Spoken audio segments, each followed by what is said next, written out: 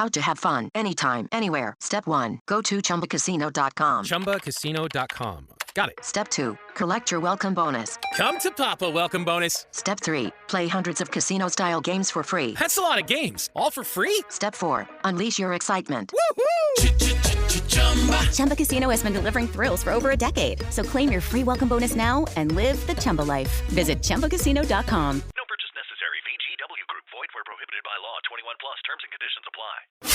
The following podcast is brought to you exclusively by the Rad Rob Radio Network.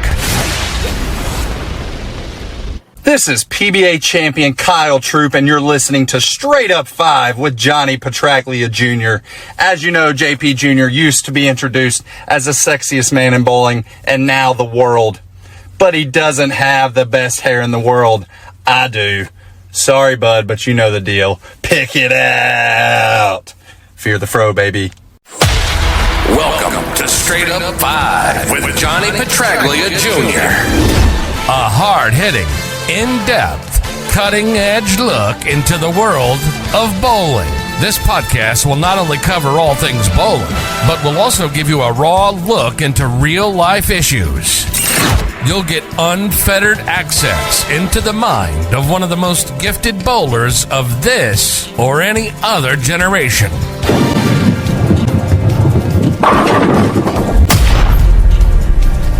So without further ado, let's introduce you to the hosts of the show. Rad Rob, Rob Francois. Rad Rob, Rob Francois. Dr. Ocho. Dr. Ocho. And the incomparable Johnny Petraglia Jr. Johnny Petraglia Jr. Hey guys, welcome back to Straight Up 5 with Johnny Petraglia Jr. Good evening, everybody. Welcome to the show. Thank you for joining us. I'm your host, Rad Rob, Rob Francois. Me and Popeyes aren't friends anymore since my blood sugar is like fucking 690, which I think is what Ocho shot last Thursday. This is episode number 91. We're going to be covering a few different topics tonight, as well as the return of the Imbecile of the Week. Good evening, Roger. Good evening, Stang. Good evening, Ricky. What's going on, guys? But before we get into our topics for the night, I must introduce my first co-host. He is the man with the golden mask. Wasn't there a James Bond movie like The Man with the Golden Gun or something like that? What am I doing? I already forgot what I was doing. Oh, yeah, Ocho. He is the resident doctor of Straight Up 5. Crambone! Good evening, sir. Good evening, Mike. Let's introduce the one and only Dr. James Tiberius Ocho Kirk III. Good evening, Admiral. Just combing my hair, that's all. You doing a lousy intro, so I'm going to do a lousy bit just to make sure that James Vander Peaks are getting on display. Go ahead, Rob. Take it away. Ruin the show again. And what happened? Your blood pressure is now finally lower? No, my blood sugar. That it's my series? 690 over how many gutter balls I threw? My blood sugar is higher than what you shoot on Thursday nights at Howell Lanes. Again, that means it went down a bit. What up, Troy? Good evening, sir. PBA 50 Player of the Year. U.S. champ. Non-diabetic.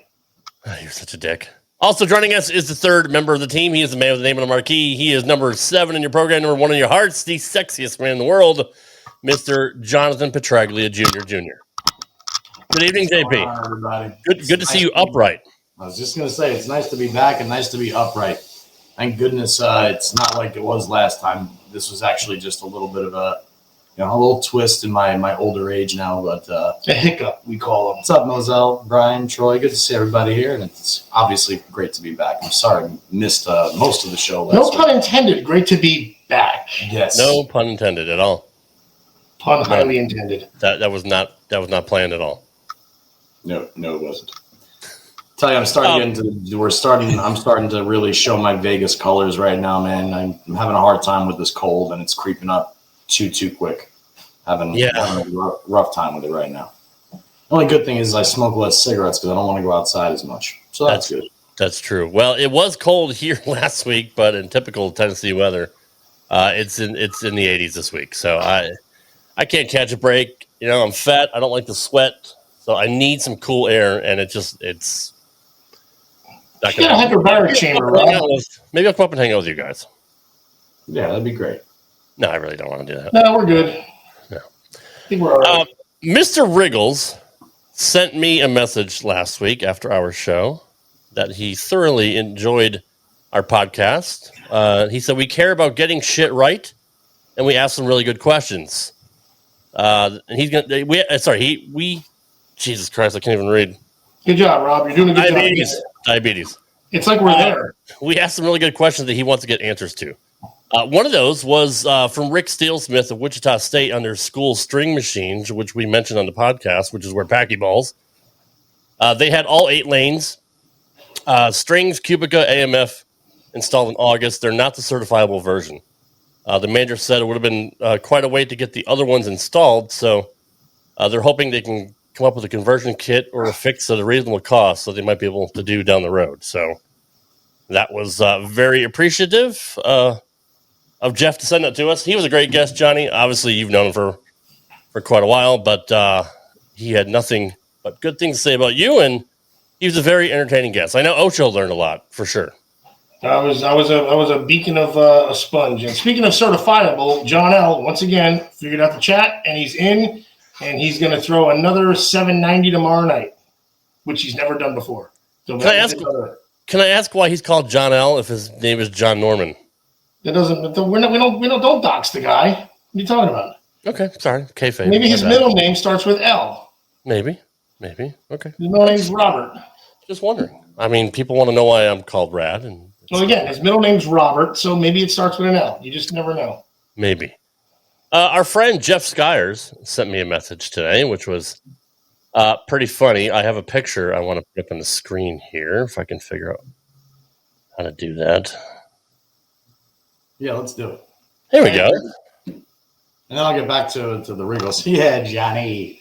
You know what's so funny is oh, look at you. So I have a relatively funny backstory here.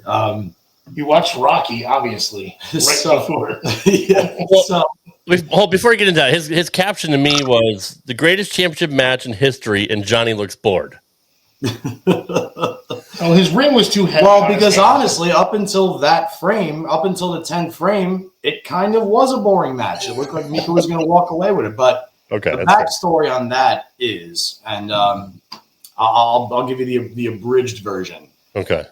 The abridged version to that is to my right, your left. For those of you viewing the photo right now. That's my friend Tracy. We've been friends for 24 years now. And that day, I had asked her to sit on the show with me because they needed to occupy another seat. So she was a longtime employee at now Bolero in North Brunswick, but Carolier. But anyway, so this is at Carolier. And that particular week, former PBA Rookie of the Year, Tony Ament. I believe he's still with his woman whose name is Sharon. Well, Sharon has a big badass RV, and that particular week I had taken the week off from my job with Brunswick, so I didn't want to drive to and from, Jackson, New Jersey to North Brunswick, so I asked Sharon if I could borrow her motorhome for the week. So I wound up plugging into Carolier and spending the entire week, and needless to say, after I didn't make the cut at that year's U.S. Open, it was just basically anybody that's ever actually drank alcohol with me when I'm drinking alcohol or when I was drinking alcohol knows that I consume a great deal of it, and I'm kind of nutty. But needless to say, this was after 8 days of motorhome parties and just fiascos. I remember we had Scott the engineer from the Howard Stern show in there a couple nights. I mean, that was a really, really, really fun week. So bold in a tournament. This is me saying to myself, I hope I don't drop dead on live TV right now. I thought you were going to say motorboat. Because you stayed alive. Yeah. I thought you were going to say several days of motorboating with Sharon, but apparently no. I know Ocho was thinking that. Ocho snickered when you wasn't thinking. I was there doing it. No. Yeah, no. Okay. Thanks to Sharon for lending me the motorhome that week. It was a sensational week. Fancy Williams is in the house as well. Good evening, Mrs. Greatest Wife. Yeah, I gotta give Fancy another shout out. So my dad was part of Honor Flight, which is on Veterans Day. They take you to DC, and you're basically treated like kings. You go to all the monuments, and it's a very, very big emotional day for vets, military vets. Basically, a big thank you to them. And what happens is they do mail call. So when they get on the everybody like writes a letter like welcome home as if they were coming home, and so they do the mail call on the bus. But my dad, Roger Gardner, Sal Croce, and Charlie Del Plato were invited to Honor Flight last year.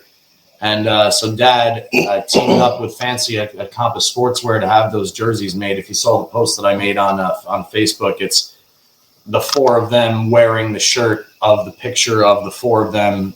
I think they're between the Washington Monument and the Lincoln Memorial.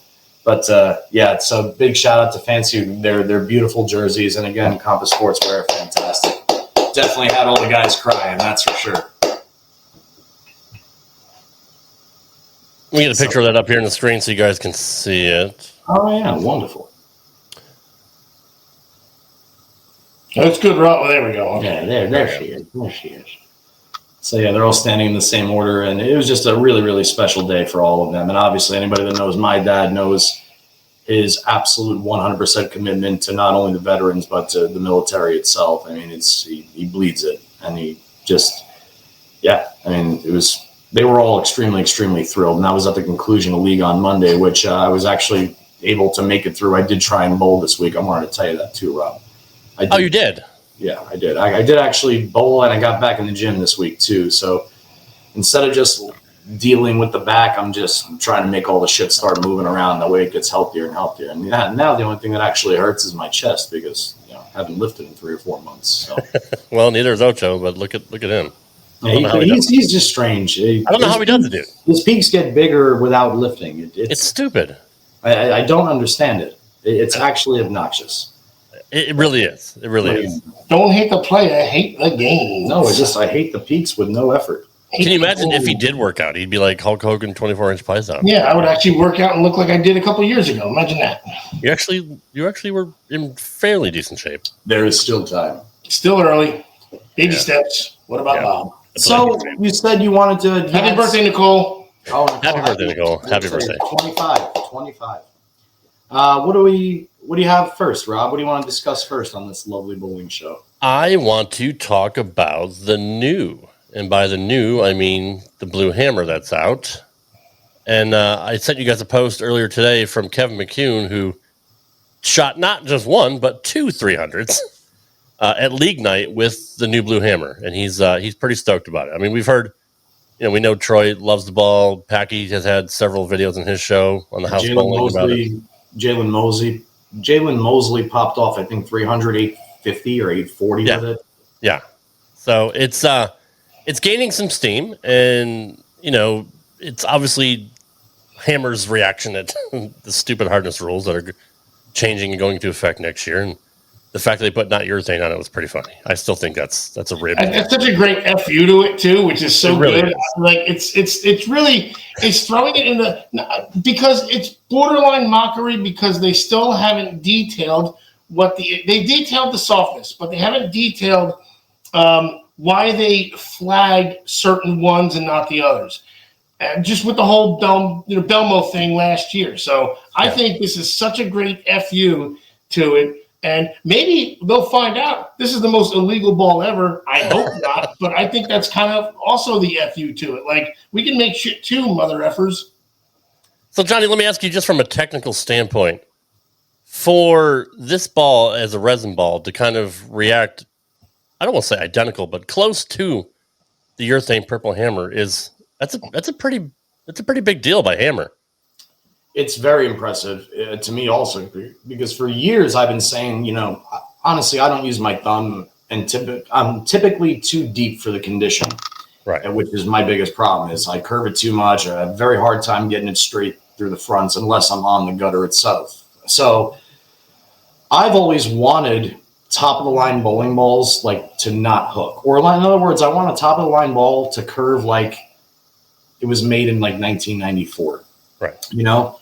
So I've always been a fan of two-piece bowling balls for that reason, because typically two-piece bowling balls change direction more gently than a three-piece. So obviously the purple urethane hammer is a two-piece ball. It's just core and cover. What I like about this ball is the surface. Not only is it harder, which, as we've said in previous episodes, for high rev guys or softer ball speed guys, if anything, it's going to help them more than it's going to inhibit them.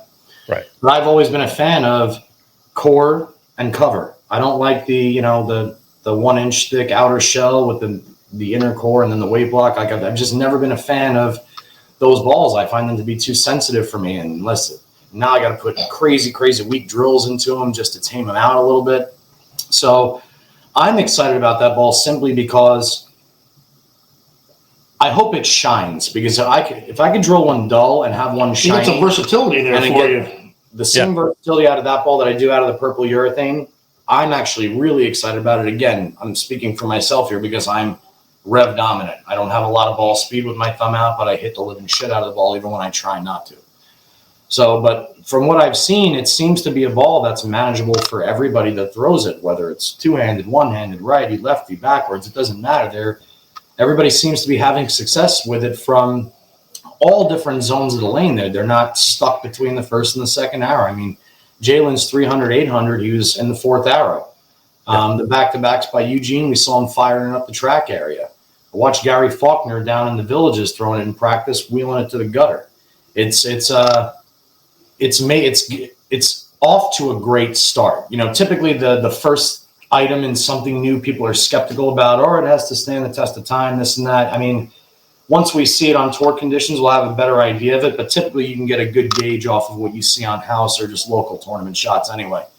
And yeah, it's very impressive looking right now, big time. It's fun. Del Picard said that he used it last weekend. Sausage and peppers. Hey, Del. Sorry, I just burped sausage and peppers all over Ocho. And I caught it trapped in his mask. He said quarantine lady cooked it, so it's onion and ketchup. That sounds really good, actually. I can taste it. Dell says it goes a bit longer, but the same motion, which is pretty much what everybody else is saying. And Packy did a side-by-side throw in the purple and the blue new, and he was very, very happy with the results that he had. He also had a ball that I think I sent you guys a picture of as well. It was a purple hammer Black Widow. It was a purple Black Widow by Hammer, which is an overseas or a Bowler's Mart exclusive. It was overseas, but now Bowler's Mart is selling it and shipping it to the U.S. And he tested that ball as well, and he's like, "Man, this ball's pretty badass too." So that one's been out for a while too. I think the only difference between that one is the pin or the locator pin to show where the for our non-bowling viewers, the dot on the bowling ball is white compared to the former green and now the pink pin on the purple hammers. Carl, Nico has Ocho's pointing to something from Nico over here. Sure. Let me throw it up in the screen. I'm not reading it. You do. Did the USBC put the PBA studies saying that balls getting soft with use doesn't matter? I saw Wriggles post an article about it. Nico, I saw that too. I don't know. I'm not going to lie to you and tell you that I do. But that's a great question. If anybody in the chat knows, feel free to answer that one. It was literally the day after the show that Wriggles posted that. I'm like, well, that would have been nice to have that info on the show. But they literally came out and said that the day after. Like, are they making it up at this point? Like, when it comes up, they have to make it up because there's so many tactics. There's so many I guess it's so open-ended that somebody who's smart enough to know about it brings it up, and then they have to then tackle that question. I mean, we didn't really think of it, but now we have to. If we're going to assume that these balls do get softer with time, they make a big deal out of it. They make a new ruling that the hardness is going up. Now the PBA says that doesn't fucking matter. Then get rid of the fucking rule. Like, then just shut the fuck up. Let everybody use their purple hammers from 2014 or whatever, and just fucking let everybody use those storm balls that were banned, and just get on with it. If there's no distinct advantage, it's like a spirit of the rule, though, kind of thing, because you don't know that's where the variances are. Which one's going to be softer sooner? Which one's going to be harder? I mean, somebody could have a gem in their bag that they've thrown the same amount as some other a gem, meaning a perfect bowling ball. Yeah. But I feel like that's where the variables are so untamable, I guess is the word. In your opinion, Johnny, I'm sorry, before you get to what you're going to say, is it that much of a distinct advantage? You're talking about the softness? Yeah. Yes. How so? There was a period, again, I'm not a physicist, I'm not a genius, I'm not an engineer, and I'm not a craftsman. But I have thrown purple hammers from original ebonite purple hammers before they were poured by Brunswick. Right. And the best person to get would be somebody like Jacob Buttriff to answer this question a little bit more fairly. There was a batch of purples in the early going out of the ebonite plant in Hopkinsville, Kentucky, that were cheater balls. For lack of a better term, they corked bat almost kind of thing, or they made every single pattern like a house shot because they hugged the lane and they never ever overreacted, and they always seemed to change direction where they were supposed to change direction, where everybody else had to try and figure out a way to get their ball to change the direction, and nobody could do it. They've balanced out because, like, for instance, I still carry a 2016 or 2017 purple hammer from Hopkinsville in my bag. And if you saw me throw that one compared to the 2 or 3 that I drilled with the Hopkinsville pink pin ones, you would have no idea that the Hopkinsville ball was even a purple hammer. I mean, it outhooks the other ones so much. It is so easy to recognize what it's going to do. It is so easy to make changes on the lane. It is, again, for lack of a better term, there was a batch that they had something that nobody else did. And I don't know if it was too soft. I don't know whatever the actual schematics of the entire thing was. All I know is that people that threw that ball, it was a life changer. Like for me, up until that point, my go-to ball was always Dad's Rubber LT because the purple and I would throw Dad's Rubber LT because I always knew what the ball was going to do at 25 feet, absolutely no matter what. Right. And then when I threw that Hopkinsville ball, I was like, oh, this is my dad's LT 48, but it's like on steroids. That's right, yeah.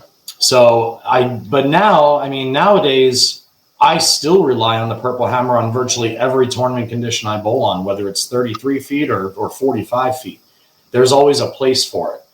And I'm curious to see if, comparatively speaking, if the new blue is going to be the same way, where guys can be as reliant on it regardless of what condition they're bowling on or what center or what lane surface, or, you know what I mean? Yeah. So those are my thoughts on it. I personally, I love the purple hammer to death. I do think that there was a batch for a while that were marginal or could be considered that maybe they were too soft for the playing field, but to stop rambling, yeah. I mean, if a ball is soft, it 100% makes the game a shit ton easier. Okay, that's cool. That's fair. I don't think we ever actually talked about how it was bullshit and they were changing the rules and banning balls and not telling people going to nationals with it, and now they can't use it. As they wanted, as it was convenient for them, too. Right. I don't think we ever got into like the actual nuts and bolts of it. Like, why is this a big deal? What does the ball do? Remember, Rob, we tried to give them benefit of the doubt. We were saying, like, hey, maybe 6 months down the line, we're going to hear about why, and they're going to have this big explanation, and still nothing. It's been crickets. And if anything, the FUs are coming out before the explanation ever did, which I think is the right way to go, because they're still beating them to the punch. Mm-hmm. No, you're absolutely right about that, Ouch.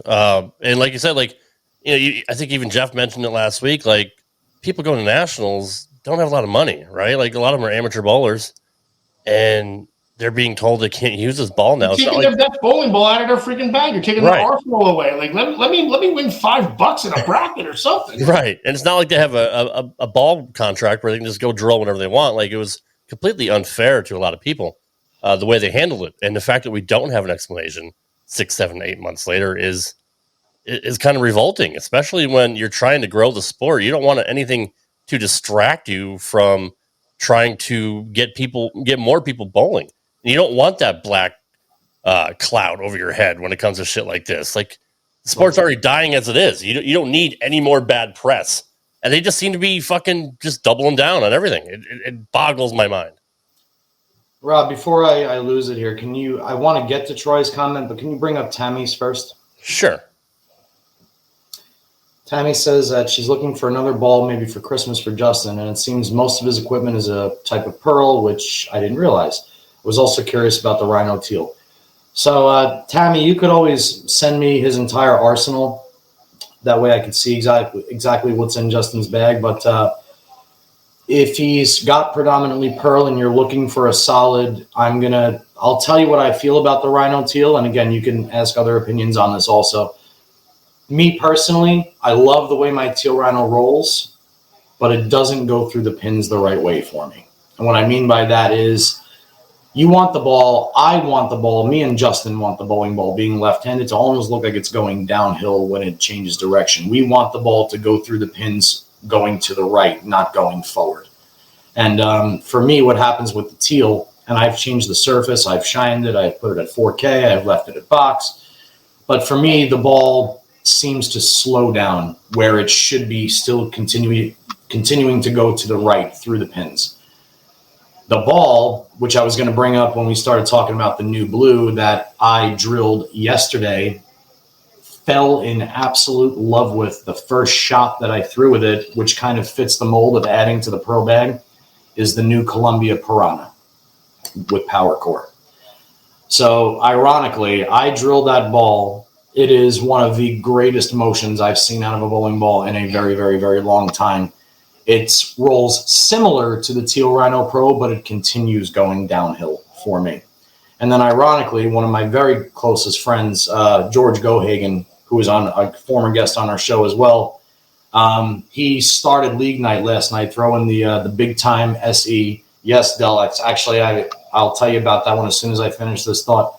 He opened the night with a big time, said he only had 2 strikes in the first 7 frames, and he switched to the Piranha, struck out for 217, and then threw the back 24, back-to-back 300s.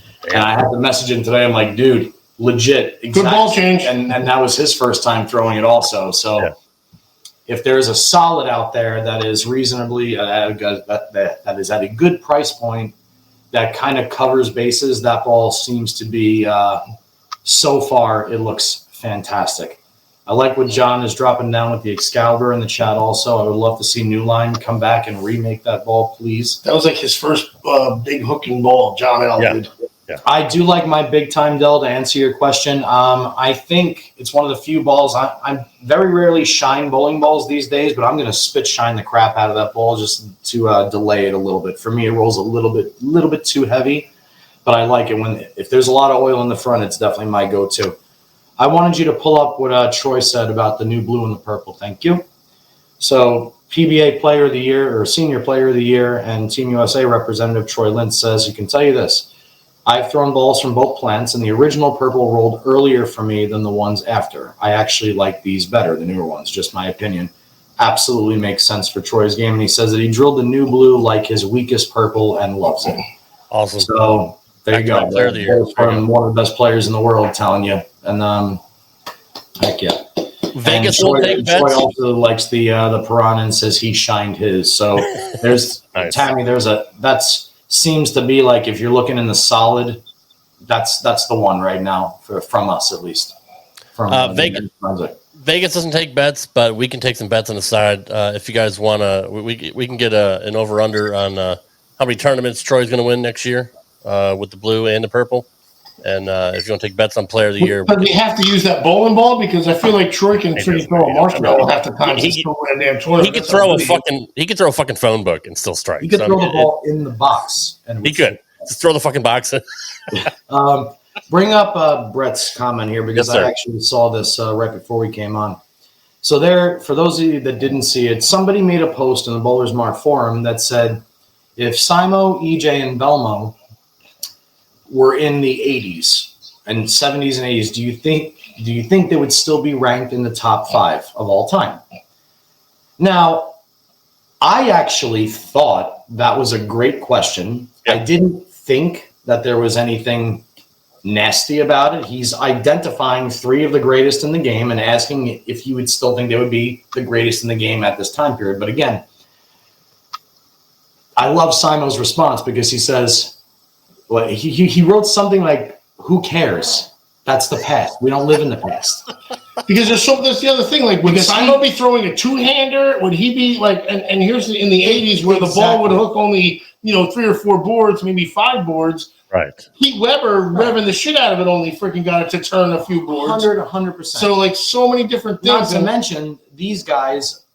I mean, somebody like Anthony Simonson was 18 years old in 1980. One of his idols wouldn't have been somebody like a Belmo or an Oscar or a two-hander, right? Oh shit! And he's throwing the ball one-handed, and he's probably mediocre. Although it's a decent question, I like the fact that Simo just wrote, "Who cares? This isn't the past anymore." This because it's a butterfly. Because he could have legit wrote anything you wanted. He could have said.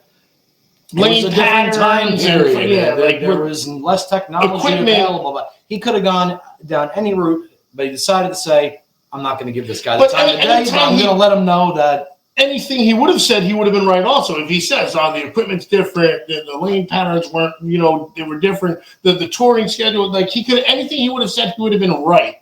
Right. And instead he was like, fuck this. Exactly. And I love that. I thought it was a great answer because it kind of just put a stop to it. But again, we have these. I've never been a fan of talking about the greatest of all time, especially when you're going over different generations. Because I'll give you a prime example, dude. My dad, 10 years ago, 20 years ago, couldn't beat Pete Weber, and if he did, he'd probably beat him 4 out of 10 times. Yeah. But like if that's not bad, dude. But like in 1978 or 79 or whenever Pete was like a young buck and he was out there and he was 17 years old, he would be the one shaking in his boots. Yeah, my dad probably kicked his ass 8 out of 10 times. I mean, you can't. There's absolutely no way to cross different generations when you're talking about who the best is or who the best would have been. I just can't stand it. It's funny, and the bowlers never do it. It's usually us freaking jabonis out in the freaking audience that always have to freaking throw the asterisks out there and be like, okay, the bowlers are what about because they know what their talent is. They know it's still hard to win. They still have the same. It's still 60 feet. It's 60 feet, right? Yeah. I almost said 60 feet 6 inches, but I remember you told me it is. It's 6 inches. 6 inches. Holy shit! Yeah. Anyways. And variables are different.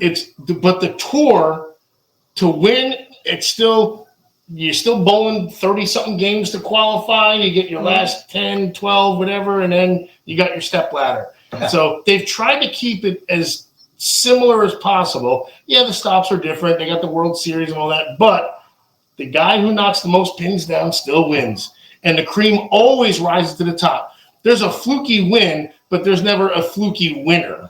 Right.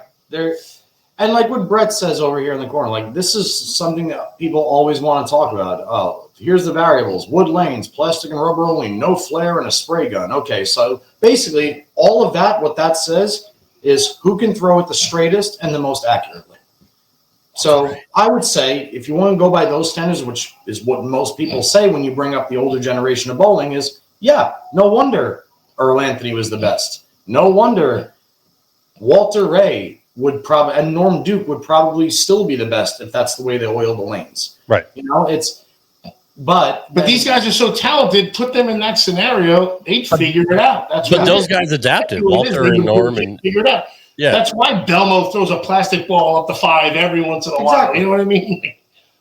But if you had to pick one of the 3, take the two-handers away, EJ being one-handed and throwing it ridiculously fast with 500 revs.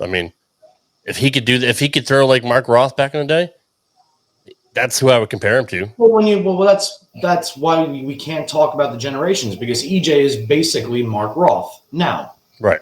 It's he can do, but remember he's surrounded by a lot of other close to Mark Roths. He's not the only guy like Mark was. Of course. After Mark Roth came around, then you started seeing everybody hooking. Do you think Amleto Monticelli would hook it as much as he does if Mark Roth didn't exist right before him? I guarantee you, if you ask Amleto, one of the people that he watched growing up was Mark Roth, because there's no way you develop that style. I was just going to say, how did Amleto Monticelli, even watching Mark Roth, like with that, figuring out how to get inside the ball and opening up? He was the first guy. I remember seeing him when I finally got cable when I was in high school. And this dude his hands over here, looks like he's about to throw a pitch.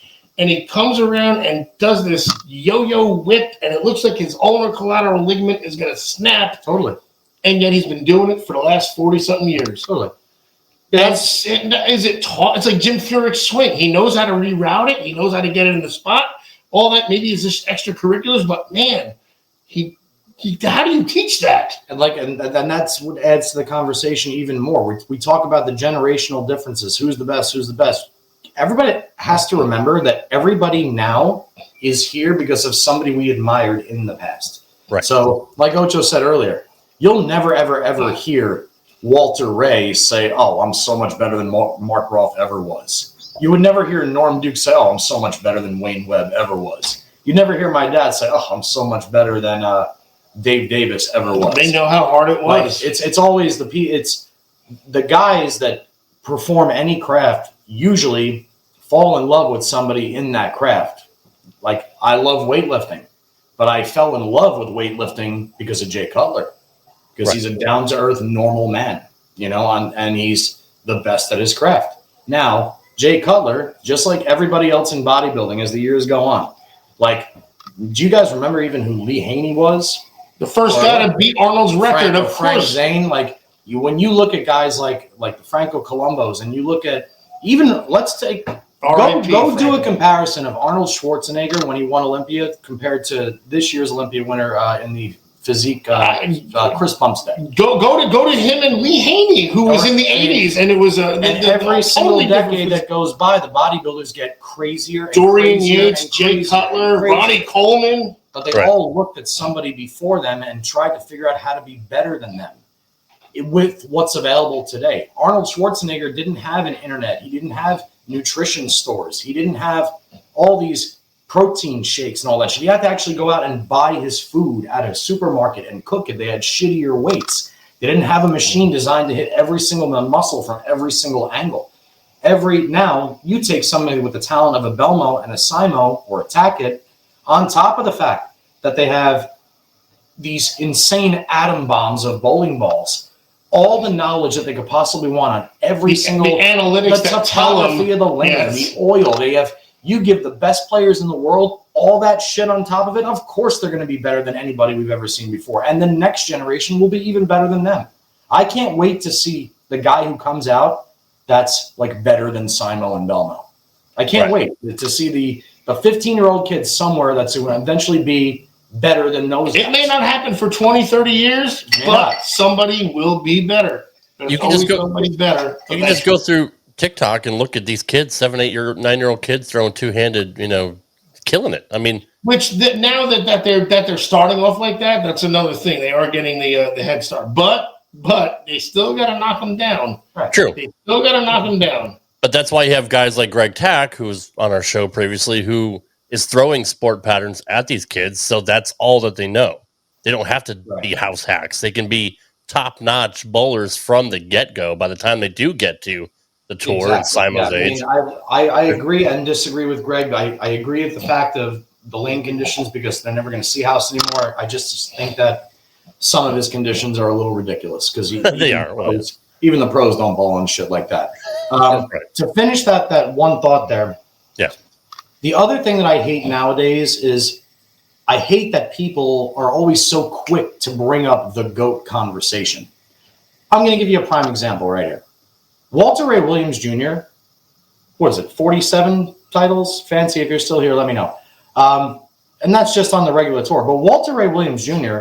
has been kicking ass since 1986, right? He was player of the year in 1986. He was bowler of the decade in the 90s. He continued to stretch even now. I mean, now Walter's conforming to two-handed, for Christ's sake. And throwing a 300. I hate that people will talk about, is EJ going to be, is EJ the greatest of all time? EJ hasn't been out on tour long enough to even compare to somebody like Walter. Right. Even like the same thing with somebody like, how can you ever compare somebody to Walter? How can you compare somebody to Pete? Especially when it hasn't changed. Like for the guys now, it's similar. Like whereas Pete, Walter, urethane, then resin, low hooks, big hooks. Bowler of the decade. That's 20 fucking years. Jesus Christ. And that's not his whole career. That's insane. You can't have a GOAT conversation until you've achieved GOAT status like that, or like a Pete, or like a Norm, or a Parker. Belmo has achieved it the fastest. Right. Can we agree? Sure, we can 100%. probably agree on that. What he has done since 2008 may not ever be matched. I believe that. Player of the Year at 50 years old. Belmo has still got a decade until he even gets to 50. EJ's got what? Almost 2 decades. Now to play devil's advocate. Now again, Belmo, the equipment had already kind of progressed to, like, again, Walter, Pete, Earl. The plastic to freaking urethane to then resin. But Belmo skipped all that. So now if we go to a new ball, unless that's what urethane is again. Well, actually, what Belmo did was he incorporated those into the game. Basically, right. He started with resin. He's like, oh, and he said, I got to bring this shit back. I got to dial it back. So it's now that's the thing. So there's his transition. So let's see. It's almost like unintentionally, nobody's fault, just how it progressed.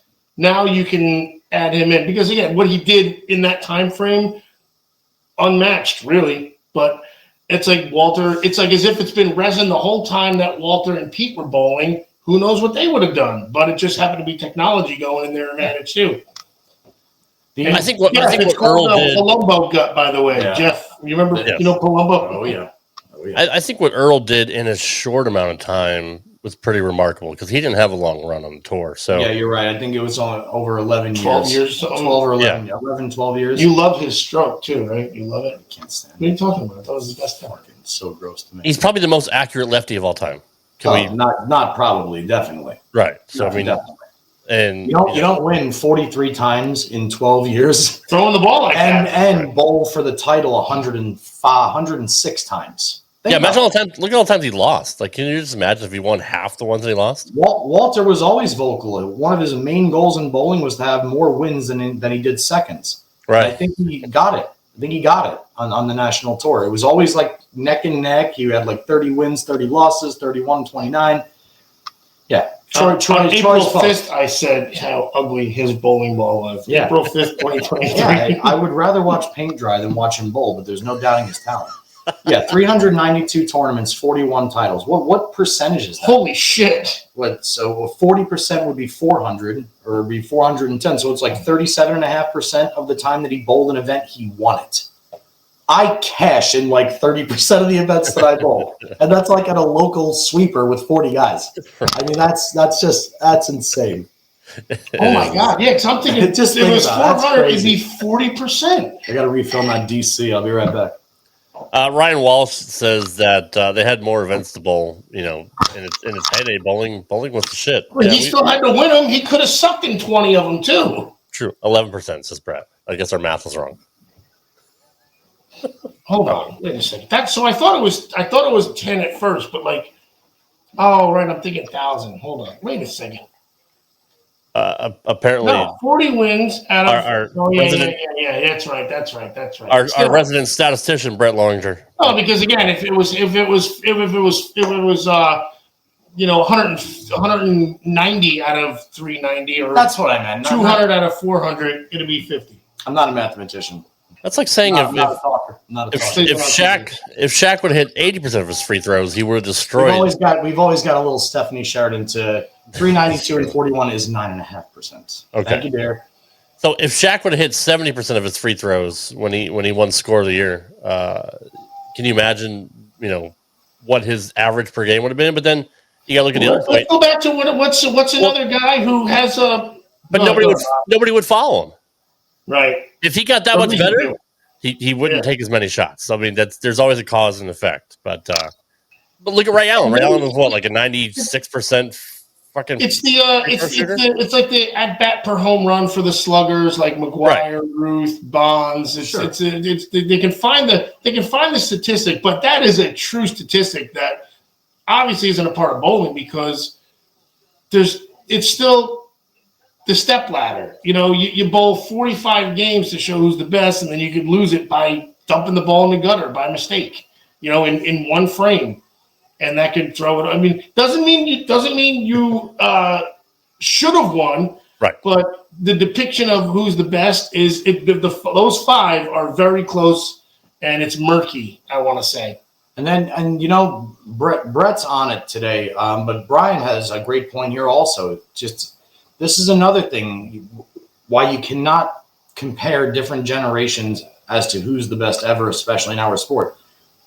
The Walter and Pete, for the majority of their career, prior to when it was purchased back in by Chris Peters and Steve Miller was brought in. Was that 00 or 99 or something like 99, 2000. But before that, the tour was 36 weeks a year, and it was 42 games for the basic events. Sometimes there were 48 game special events. The U.S. Open was 56 games. And this is every week. That's stupid. I mean, that's insane. Forget about practice. Yes. We're not talking about practice. Practice. Forget practice. Forget warm-up time.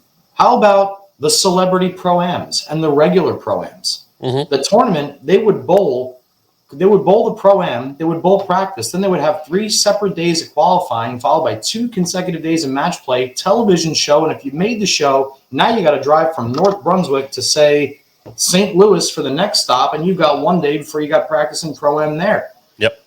Dude, I can't bowl 1 7-game block without having to put ice on my back or my arm or my leg. It's embarrassing. And they're doing it every single week for years. I mean, specifically Pete Parker and Norm, the majority of their careers, that was every single week. Right. It's not, here's this special event where you're going to make television after 15 games, or this event where, you made the top 32 and now you get to bowl 1 guy 3 times and you can make the TV. It's like you didn't Vegas to Texas, Fancy said. That's crazy. Vegas, there you go. Vegas to Texas. Is that really how they talk when it's elite? That's how I talk when I'm just ignoring it. You sound like from Napoleon Dynamite. You sound like a Kip. Don't be jealous just because we're online chatting with babes. I've been chatting with babes all day. My lips are so chapped. Cool. Speaking of the PBA schedule, which is a good segue for that, we do have the 2024 PBA and Fox schedule. Let me throw it up here on the screen. 1 second. What is that noise, Ocho? Is that your kid getting something to eat? No, that's wifey Ocho having a hard time closing the freezer. She did not have a hard time at all. She did it very gracefully. She still tried. And it's closed. Very good cover for that, Ocho. It's exactly what it was. It's truly what happened. Speaking of schedule, honestly, I see that Queensryche is playing Starland Ballroom on April 30th. Kiss is actually playing MSG right around my birthday, but that's I missed Kiss in Nashville. Nobody wanted to go with me when Kiss came here to Nashville, so Ocho wouldn't fly down. PBA Players Championship, as we know, they introduced or they talked about that a few weeks ago as being the first event. But then you followed up with the U.S. Open, back-to-back majors. Have they done that before? Yes. Okay, that's cool. I had no idea. I didn't know if that was a new thing or not. I didn't. What is PBA Classic tournaments? There's nothing even described on that. That's weird. Any idea what that might be? Classic tournaments? Yeah, it says in between U.S. Open and Illinois Classic, it just says PBA Classic tournaments. I have no idea what that's supposed to be. Maybe it's a series. Maybe. Illinois Classic, Blair Mount Prospect. Illinois, Missouri, Indiana, Delaware could all be part of the PBA Classic series tournaments, I'm assuming. Okay. Well, there you go. Maybe that's what it is. Maybe I'm just fucking retarded and that was a header. Okay, yeah, that makes sense. The Illinois Classic, Missouri, Indiana, Delaware. That's almost like the Dave Small stuff that he had. Sure, yeah. Which makes sense. Then we get into PBA All-Star Weekend, which is TBA, but that's in March. PBA Junior National Championship on March 23rd. The Masters after that in Vegas. Mm-hmm. Suncoast Hotel and Casino. Are you surprised it's there? Has it always been there? Or has it always been South Point? The Suncoast usually hosts the Senior Masters, I'm sorry. No, the Senior Masters is usually at Samstown, and usually Suncoast would host the Senior U.S. Open, but Suncoast does welcome PBA events, and it's a little bit older Vegas facility. The lane beds are kind of shot. The left side of the building is polar opposite of the right side, I think, because maybe the left side sits directly above a restaurant, maybe that's the Orleans, but I have a love-hate relationship with the Suncoast. What are the dates of that tournament? I can't really see it. That is Saturday, March 30th and Sunday, March 31st. That's just the TV schedule. Stephanie, when do we bowl, if you're still here, babe, when do we bowl nationals this year? I'm actually considering bowling the Masters this year. I know that sounds absolutely crazy. But I'm considering, because we go out and bowl nationals, I believe, like March 13th and 14th. I'm considering maybe spending a month in Vegas and possibly popping on over to the Masters. That'd be actually hell yeah, dude. Why not? Yeah. We need a live simulcast if you're gonna do that. Oh, that'd be sick. That would be March sick. 14th and 15th, we bowl nationals at South Point. So maybe I'll just go out to Vegas for a month. I'll just let my boss know that I'm going back to Vegas for a month so they can adjust my graveyard hours. Nico says the classic tournaments were only on Bold TV and now they're going to be on FS1. Well, that's cool. No, that's cool. Okay, thank you for that, Nico. Nico, talk about a wealth of knowledge. Nico always knows what's up and what he's talking about, so thank you for that.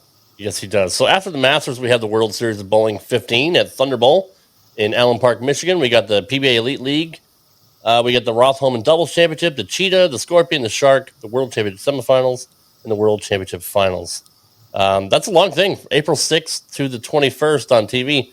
That's a lot of airtime for them. I'm glad that they renewed their contract with Fox, and Bold TV, but they're also broadcasting more tournaments this year. That's good for the sport. By the way, just because I saw him pop in the chat here, Mike, congratulations. I don't want to get this wrong, but I believe your first PBA regional victory. I saw you holding that trophy, man, and well-deserved, and correct me if that's not number one, but either way, congratulations on a stellar performance, dude. And I will certainly let you know the next time I'm in Vegas so we can hit the links. Yeah, congrats to Michael Harder. That's fantastic. Way to go, buddy. After the World Series, we have the Tournament of Champions in Fairlawn. Then we have the playoffs, location TBA. Can't believe they haven't figured that out yet. And then we have the league playoffs, which obviously we're looking forward to again. So, funny that the playoffs don't have a location yet. I don't. Why release a schedule if you don't have all your? It could very well be that there's still a bidding war for who wants it, or a begging for somebody to take it. Right. No, that would be nice if there was a bidding, because we talked about that a few weeks ago. Like, we wish cities would bid for PBA, like hosting a major event like the U.S. Open or something like that, or the Masters, where it's a big deal. You draw all this money into the town. We're probably never going to get to that level anytime soon, but it would be nice if that was a thing, like the Super Bowl. Yeah, absolutely. All right, let's wrap it up here with our final segment, the return of the Imbecile of the Week. Oh, boy, here we go. Do I even know what it is? Favorite segment. If you guys don't know how to use a seatbelt, just ring your call button and Tommy will come back there and hit you on the head with a tack hammer. You know, Lloyd, just when I think you couldn't possibly be any dumber. Here's the Imbecile of the Week. Some people are really stupid. This week's Imbecile of the Week, let's show the original post, which was in the Bowling Science Forum, which, guys, I keep saying it every week. This forum is the gift that keeps on giving all year round. There's a lot of good posts in this group, but there's a lot of fucking morons in this group too. And I'm compiling a list. I'm compiling a list for Imbecile of the Year just based on the fuckheads in this forum. So we're gonna present that at the end of the year, which is gonna be fantastic. We're gonna have voting, we're gonna have countdowns, and all. It's gonna be great. So Aman Khan made this fucking badass ball rack, hanging his balls on the wall. Which he said, just install a new ball rack for my bowling balls to make things much easier. I think it's cool. I think it's a cool decoration. It's certainly different. It's artistic for sure. We had to have somebody in the chat. Dave Schechter, those storm balls need to stay exactly where they are, retired, because storm balls suck. He took the time. Movies of see no evil, hear no evil, speak no evil. Yes, he took the time out of his busy schedule to find this post and comment on it. Not say, "Hey, dude, that's pretty badass," or maybe that'll fall off the fucking wall. What kind of study you have behind it? Nope, just want to mention that those fucking storm balls suck ass and they need to be retired. We've talked about this in the past, Johnny. Why are there so many fucking idiots out there? Like, why would somebody just purposely shit on this dude? It's such an open-ended question. It's the internet. Well, I mean, that's fair. I mean, that is fair, but come on, dude. Because people that are ignorant, especially in social media, take it upon themselves to take one moment in time in their life. For instance, here's most likely what happened with Dave Schechter. He's probably a 185, 190 house guy. Maybe he's 200 now because everybody's 200. And he's probably been loyal to a specific brand for most of his life because his introduction to that brand was a good one. Then his friend probably convinced him to try a Storm ball because Storm is like a legend in bowling, right? Sure. Storm is a sensational company, always has been since they first came out. Anybody that knows the 13-year-old Johnny Jr. story with the Blue Thunder, I've loved Storm ever since Storm came out, period. So, you allowed to say that? Yeah, I am. Okay. Because I'm loyal to Brunswick and I have absolutely no problem calling something what it is. So this guy probably drilled the ball from Storm, and he probably went out and bowled 165 or 170 with it the first game. Right. He then probably went to his friend, told his friend what an idiot he was for convincing him that this was going to change his game and make him better. Instead of thanking him for maybe expanding his horizon so he could see the way a motion from another company works. And he's just got a sour taste in his mouth because his inability to be good at the sport inhibits his thought process. And he's a typical guy that just blames the ball for his own problems. Again, this is all my opinion here. But I've seen it enough over time because nobody will ever say a Storm ball sucks and not have some personal experience behind it. Like, I'll give you a prime example. If I were ignorant, right, I would say Storm balls suck because they crack. Because maybe at one point in my life I had a Storm bowling ball that I left sitting in the trunk when it was 10 degrees and it split in half. So instead of me saying my fucking error for leaving bowling balls in the cold, which is horrible for them, or maybe it was my fault that I drilled too close to the pin, which you're not supposed to on balls that don't have dot technology like Brunswick. Whatever it is, it still doesn't make the product suck. So what am I saying? The guy's a dick. He's just a dick. He's a dick. He's an asshole. That's all it comes to. You're gonna say that whole spiel and just say, I mean, like, I can tell you right now, what they should say is that's a beautiful rack.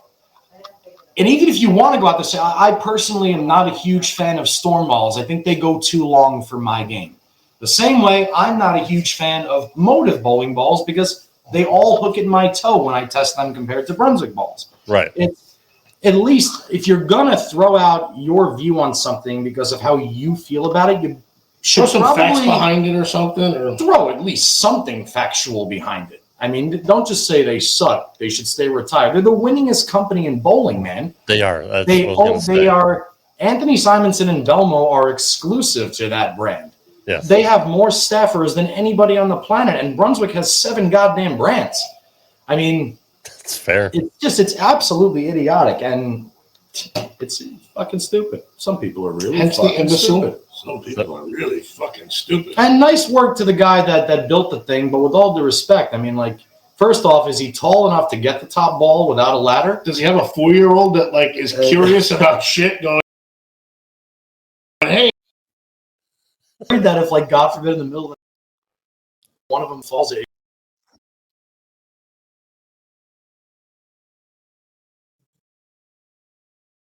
That's a really good point. Like that thing, one of those that would fucking scare the shit out of me if one of those fell in the middle of the night.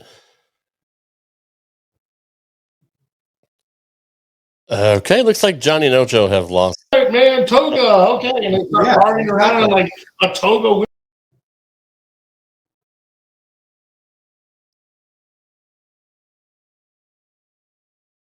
Gotta love live TV.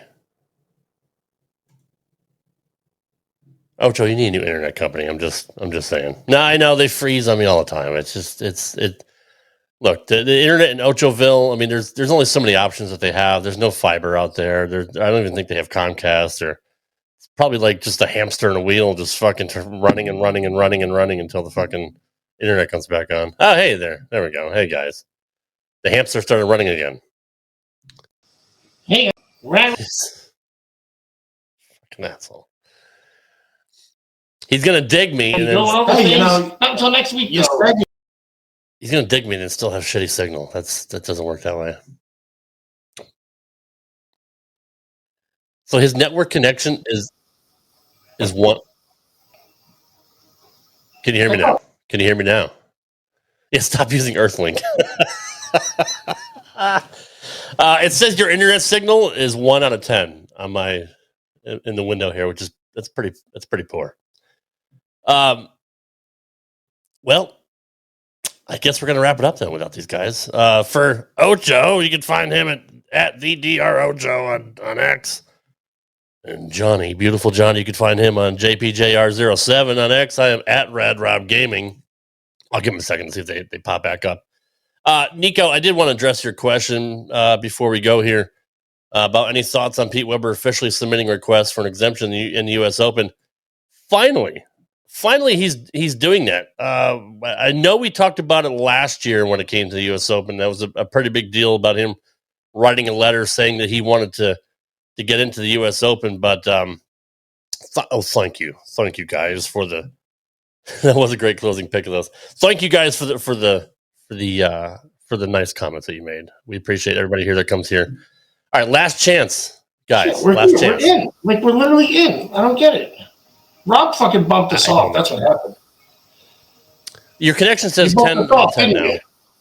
No, No, you bumped us off. You probably tried to make it like we're the assholes in this, and you're like, screw no, it. you're. I told everybody that the. It's good now. Thanks, Steph. Welcome. You've got mail. You've got. And we're here. All right, Johnny, real quick. What I was trying to say before we got Earthlinked and before Rob fucking put the kibosh on. We are right at 1 hour, and you said you had to go, so we can commit to it and actually leave. We're all committed. We should be. Well, I would like your thoughts on this last question here that came up recently with sure. What's Pete Weber asking for a request for an exemption in the U.S. Tour or U.S. Open. We talked about last year. He wrote that letter about like I just want to fucking bowl in the U.S. Open. I've won the most ever. He's like, fuck you. Why am I not in? Which he's right. Sorry. Go ahead. What's the question? Exactly. Do you think he'll get the exemption? They're dumber than I think they are if he doesn't. That shouldn't even be a question, legit though. Like, it shouldn't be terrible. Not on the guy's fault for asking. Not on his fault. How can you tell the guy who's won the U.S. Open 5 times that he has to qualify for it? I know that we shouldn't have to ask this question, but That's do like because Woods asking if he can play in the qualifier to get in the Masters. Right. No, I agree. But the fact that we have to ask this question is pretty sad. That's the state of bowling right now with Chad Murphy and Tom Clark. They should pay people really in charge. They should pay Pete Weber, yes, to make him commit to bowling. Like, they should give him money to come bowl. Like sign him a 5-year deal to appear at the U.S. Open. It should be a contract. That's exactly right. It should be a contract, not per the bowling balls, but per the freaking PBA to say, hey, if you guys come out. I love that Nico said stop using AOL and Earthlink. They're really ripping us. I used to have Earthlink. Maybe we should be the imbeciles of the week. I used to have Earthlink a long time ago, but Troy says they were the best internet, like months ago, like literally months ago. Don't back up Earthlink right now. Troy was on brand and also said thank you. So I mean that's where we're at in this day and age. That Troy Lint is saying thank you. I mean that's just you can't make this shit up. It's the coolest thing ever. Well, I can't go in the pool because I covered it, so that's where the signal was great. That's fair. It's serious. Get enough for your money, dude. Your signal literally said 1 out of 10 on the little sidebar that we have here. There's no such thing as a 1 out of 10. Like you're making that up.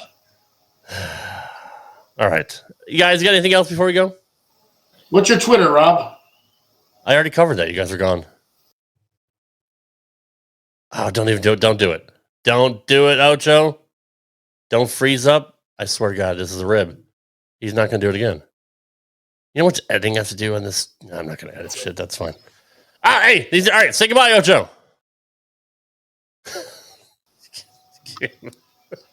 The hamster stopped running again. There's the guns. Look at the guns. Good night, Ocho. Good night, Johnny. Good night, everybody. Thank you for being here, everyone. We'll see you next week for episode 92 on Straight Up 5 with Johnny Petraglia Jr. Good night, everybody. Thanks for listening to this edition of Straight Up 5 with Johnny Petraglia Jr. You can follow the show on Twitter at Straight Up 5 Pod. Follow Johnny Jr. at JPJR07. Follow Rad Rob at Rad Rob Gaming. And follow Dr. Ocho at the Dr. Ocho. Got a question for Johnny? Send your questions to straightup5podcast@gmail.com. We'll see you next time for another edition of Straight Up 5 with Johnny Petraglia Jr. Right here on the Rad Rob Radio Network.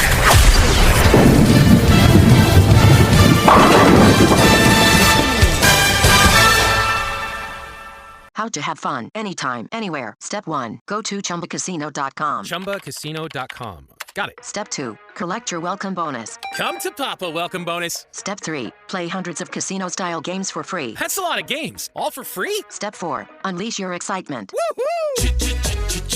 Chumba Casino has been delivering thrills for over a decade. So claim your free welcome bonus now and live the Chumba life. Visit ChumbaCasino.com. No purchase necessary. VGW Group. Void where prohibited by law. 21 plus. Terms and conditions apply.